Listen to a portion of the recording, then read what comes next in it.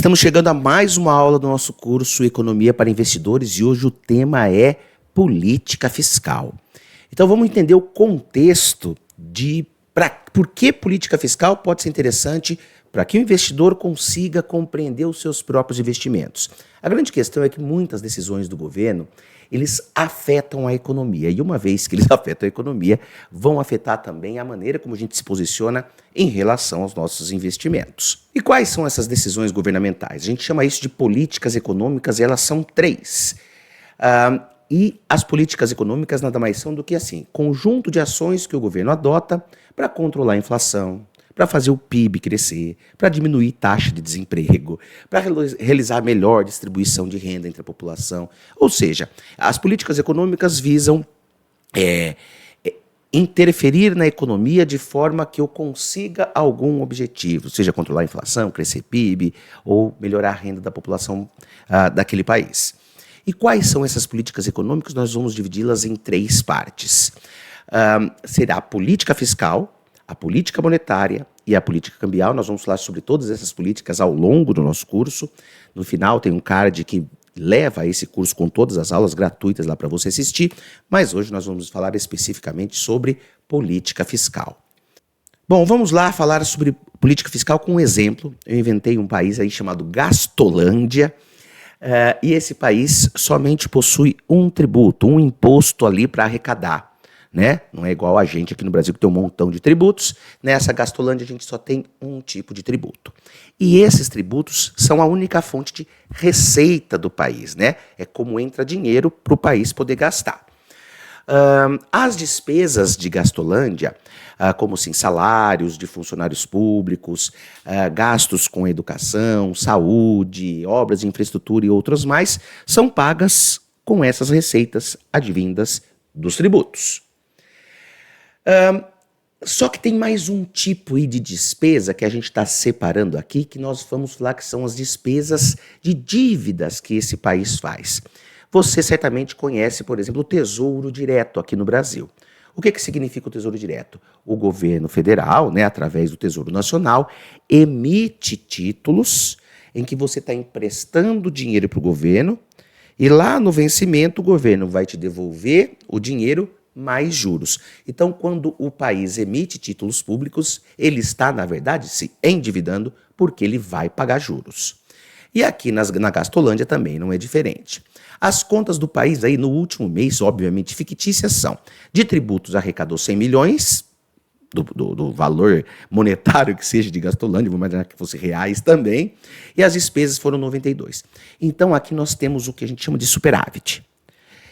E não é só superávit, não. A gente chama esse valor de superávit primário. Por que primário? Porque a gente não está considerando até esse momento os gastos com a dívida pública. Eu estou pegando receita menos as despesas com salários, educação, saúde, infraestrutura e vendo se entra mais dinheiro do que sai. E aqui, no caso de Gastolândia, sim, nós temos um superávit primário, né, de 10 milhões de reais. Só que Gastolândia já vem emprestando ao longo dos anos dinheiro, né, como se fosse um tesouro direto de Gastolândia. E se a gente considerar o que é pago para cobrir essa dívida, tá ok? Esse valor chega aí na casa dos 20 milhões de reais. Isso significa, se eu pegar tudo que entra de tributo, menos tudo que Gastolândia gasta, menos tudo que Gastolândia paga dos juros que foram feitos lá no passado, aí a gente entra num déficit de 10 milhões. E como que a gente faz, né, quando a gente enxerga esse déficit? Temos 4 possibilidades aí, que a gente vai chamar, então, obviamente, de política fiscal. É aqui que entra a grande questão, porque a política fiscal ela lida com questões de arrecadação e despesas, tanto as despesas normais, digamos assim, como as despesas com juros, tá ok? Quais os tipos de política fiscal que Gastolândia pode adotar a partir desse momento que ela está com déficit? Está com superávit primário, mas está com déficit, quando a gente inclui o serviço da dívida. A opção 1, a gente vai chamar de política fiscal contracionista, né? Onde a gente vai buscar austeridade fiscal, que é acabar com esse menos 10 milhões. Como a gente também acontece nas nossas casas, né? Se a gente está gastando mais do que ganha, ou eu preciso ganhar mais, ou eu preciso gastar menos, ou faço os dois ao mesmo tempo.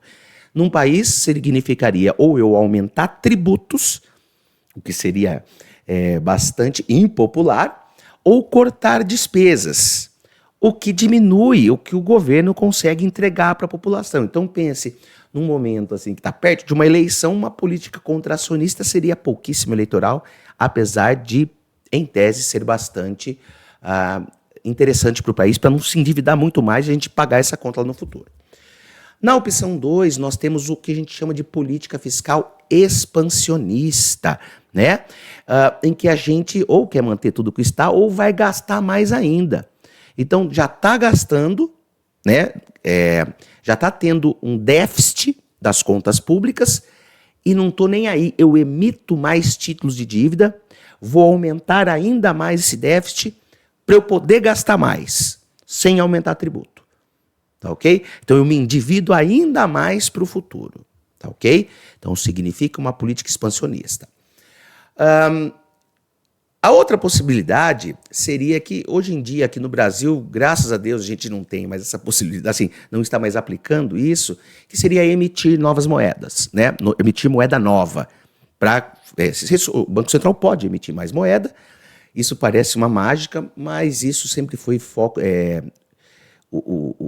a faísca principal para problemas inflacionários. Então, quando a gente bota mais dinheiro na economia, as pessoas têm uma sensação de que estão ficando mais ricas, consomem mais e o preço sobe mais. Então, assim, essa terceira opção ela é, hoje em dia, mais didática do que, de fato, ocorre. E uma quarta opção, que já existiu em alguns... Argentina já teve algumas vezes, que é dar calote, falando, não pago, tá? Só que você, enquanto país, perde total credibilidade. Perfeito. Então, assim, basicamente aqui no Brasil a gente ou tem uma política mais expansionista ou mais contracionista, a depender do que o governo quer de fato, tá ok? Se ele quer de fato resolver os problemas, quando a gente está gastando muito a gente tem que apertar, mas isso é totalmente impopular. Então aqui só para exemplificar, estou colocando uma notícia de 2026 em que mostra que o Brasil, no atual estágio, está com déficit e é a política fiscal que tem que achar uma maneira de lidar com isso, diminuir esse déficit ao longo do tempo, diminuir o quanto o país é endividado, tá ok? Então, esse é um problema, quando a gente vê quantas déficit do Brasil, recorde, alguma coisa assim, quem tem que estar de olho nisso são as pessoas que executam a política fiscal, tá ok? Vamos dar uma olhadinha no Brasil, como se dá a distribuição dessas despesas, né, sem considerar a parte de dívidas. Então, o que a gente vê aqui nesse portal da transparência, você pode achar esse gráfico aí muito bacana, né? Que ele é dividido em cores, muito legal. O que a gente vê é que Previdência Social, né, que considera aí as aposentadorias tanto públicas como privadas, é o que mais consome dinheiro no nosso país atualmente, tá ok? Saúde e educação também são grandes rubricas aí, mas que não chegam nem perto do que a gente está gastando com Previdência Social. E se a gente considerar as dívidas? Veja que nós temos aqui a Previdência diminuindo a sua importância. Vai aparecer um laranja aqui grandão, que está escrito assim, operações especiais, refinanciamento da dívida interna. O que significa isso? De fato, a gente chama isso de rolagem da dívida. É fazer dívida para pagar a anterior. Tá ok? Então isso aí representa em torno de 30%, quase 30% das despesas orçamentárias. Mas é interessante a gente deixar claro que esse serviço de rolagem da dívida, ele não é uma saída de dinheiro, líquida de dinheiro, não é fluxo de caixa, tá? Porque assim, o dinheiro que entra com a venda dos títulos é o mesmo que sai para pagar os títulos vencidos. Mas essa rolagem está ficando bem grande aqui no Brasil, ter que emitir mais títulos para pagar os anteriores, porque você não tem dinheiro para pagar, de fato, o serviço da dívida que você fez. Então, isso significa que o Brasil não paga nada? Paga sim. Tem aqui em rosa, que é uma enorme fatia, e essa sim é saída de caixa, tá? Pagamento de juros de relação com a dívida, quase 15% de tudo que a gente gasta é para ficar pagando juros para os credores, né? Para quem, por exemplo, comprou um tesouro direto, mas a grande maioria é para bancos, tá ok? Então essa é uma saída de caixa geral que está, assim, pegando dinheiro de tributos para pagar juros que foram feitos, né, ao longo do tempo e deixa de ir para a educação, deixa de ir para a saúde, né? E o que fazer é uma questão de política fiscal.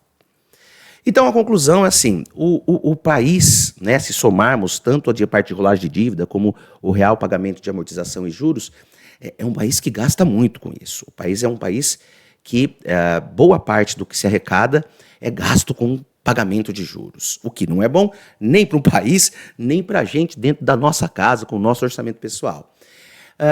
E a grande questão, né, quando a gente se endivida muito, quem define por qual juros eu estou me endividando?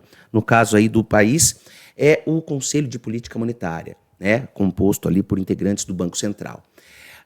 E a questão que essas decisões, elas não são apenas pensando em ajudar ou atrapalhar o governo em si, essas políticas, né, que a gente vai chamar de política monetária, que é foco do próximo vídeo que a gente vai publicar aqui, da nossa próxima aula do nosso curso Economia para Investidores, em geral, os juros são calibrados para controlar inflação.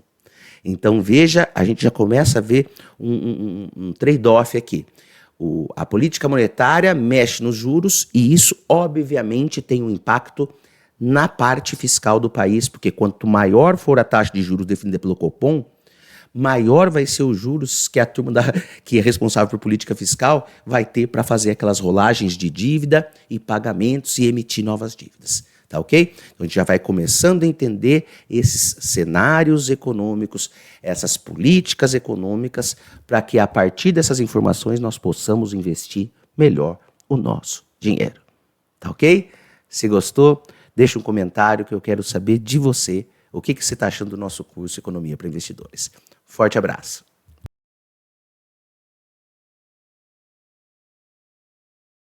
E aí, você gostou dessa aula e gostaria de assistir a todas as outras aulas do curso Economia para Investidores? Aqui nesse cantinho aqui, ó, eu estou deixando o card, tanto para o curso completo com todas as 15 aulas, como também o botão de inscrição para você dar aquela ajuda para o canal. Forte abraço.